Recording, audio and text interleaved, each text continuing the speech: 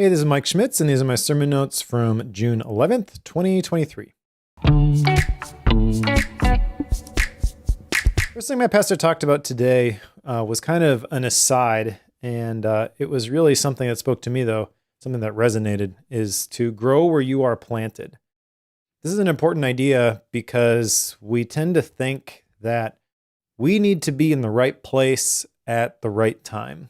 And kind of what I've learned over the years is that you don't have to worry about the right place at the right time. You just have to worry about doing the right thing for yourself. You have to worry about yourself, not other people. It's easy to find shortcomings and faults in your leaders and use that as an excuse for feeling like you're not where you should be.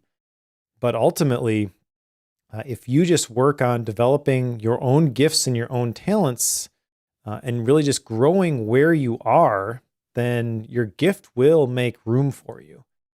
And that's encouraging to me because I want to know what the future holds. I want to know what all the next steps are. And it was kind of a reminder that you don't have to worry about that stuff. Just do the right thing right now. And then the first verse my pastor mentioned was Ecclesiastes 12:13, kind of a continuation on his message from last week. This verse says, "The end of the matter and all has been heard. Fear God and keep his commandments, for this is the whole duty of man." And the thing here, this is Solomon at the end of his life, the one who had all of the gold and all of the riches, but who asked for wisdom. All right, that's actually the next verse, so I'll hold on that for a second. But fearing God and keeping his commandments are really the important things at the end of his life. After everything had happened, he boiled it down to these two things. And that fear of God, that's something my pastor has been kind of talking a lot about. It doesn't mean like we're scared of God necessarily, but it means that we reverence and we honor him. And so when you honor God, you want to keep his commandments. You want to do it his way. That's kind of a recurring theme here. But the next verse is 1 Kings 3:6-9. And Solomon said, "You have shown great and steadfast love to your servant David at my father, because he walked before you in faithfulness and righteousness and in uprightness of heart toward you. You've kept for him this great and steadfast love, and have given him a son to sit on his throne this day. And now, O Lord my God, you have made your servant king in place of David my father, although I am but a little child, I don't know how to go out or come in. And your servant is in the midst of your people, whom you have chosen, a great people, too many to be numbered or counted for multitude. Give your servant, therefore, an understanding mind to govern your people, that I may discern between good and evil, for who is able to govern this, your great people?" And so this is right after Solomon makes 1,000 sacrifices. God shows up, says, "What do you want?" And Solomon could have asked for anything, but the thing he requested was wisdom. The next verses talk about how God was, he was pleased with that request, and because he asked for wisdom, he gave him the things he didn't ask for, the fame and the money, right? So the thing here is to keep the main thing the main thing. And what is the main thing? What is the thing that God cares about more than anything else? It's people. And so I wrote down people first. That is the reason for everything that we do. That's why we're here on this earth, to make disciples, to preach the gospel. And people are on the other side. My pastor has this saying that there's someone else on the other side of your obedience. And that's inspiring to me. It's motivation to do what's right, not what's easy. Because when you do that, there's somebody watching you. I have 5 kids at home. They're watching me more than they're listening to me. But if they can see me modeling the right things, then more is caught than is taught. And that's what I want to instill in my kids. But that is also the impact I want to have beyond just my family. In order to have that impact, though, in order to reach your full potential, you can't try to wrestle back control away from God and try to make God fit in your box. You have to do it God's way. I drew this one way sign because there is only one option here. Yes, you can try to do it your own way, and you can try to make things make sense and line things up for yourself. But if you really want to have the maximum impact that you can have, you really are better off surrendering it and letting God lead you. And that's hard. I get that, especially for someone who is logical or analytical and wants to see how all the dots connect, because God's going to say, just pick up and go to the land that I'm going to show you. He asked me to do that recently. I I quit my day job to become a full-time independent creator. Wasn't quite sure how everything was going to fit together. I'm starting to see it now, but it is a walk of faith, day by day and play by play. The next thing my pastor was talking about was the idea of worship. And worship comes from the heart. Worship is not just the slow songs at the end of the song service. It's not a certain musical style.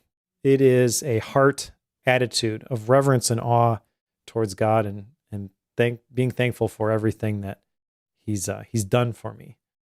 And then the last thing was kind of an admonition. This kind of goes beyond just the personal application, but just sort of a general statement that the church needs to return to the fear of the Lord.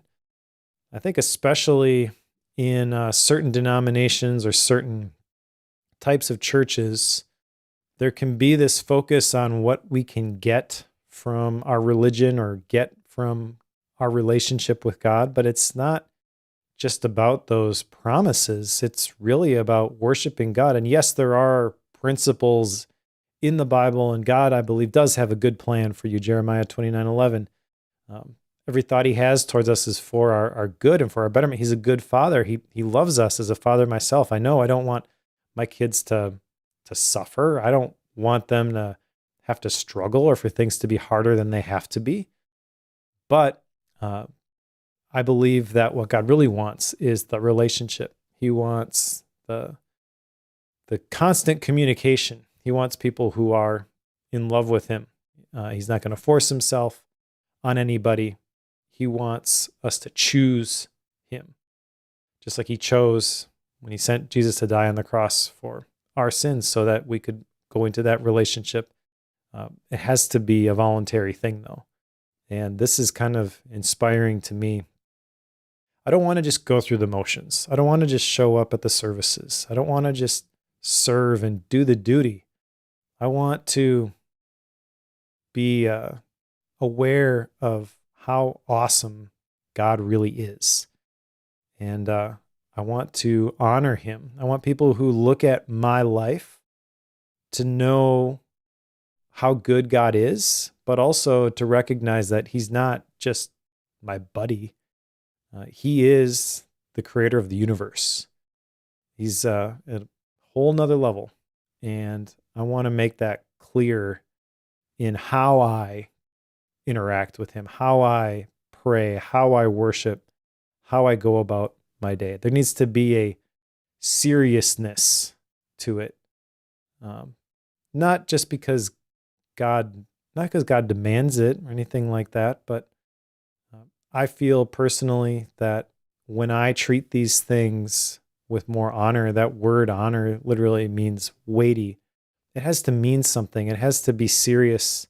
There has to be some weight to it for myself personally, I believe, in order to click into that level where it really is meaning something completely different, not just for God. I mean, I can't add anything to God, but I believe that He's able to do something different in my life when I get to that level. So that's inspiring to me. You know, I can complain about other churches and other religions and how they're treating these things flippantly, but I can't do anything about that. Really, what it does to me is it inspires me to show God honor in everything that I say and do. So that's my challenge. It's my challenge to you, and these are my sermon notes. Hope you enjoy them.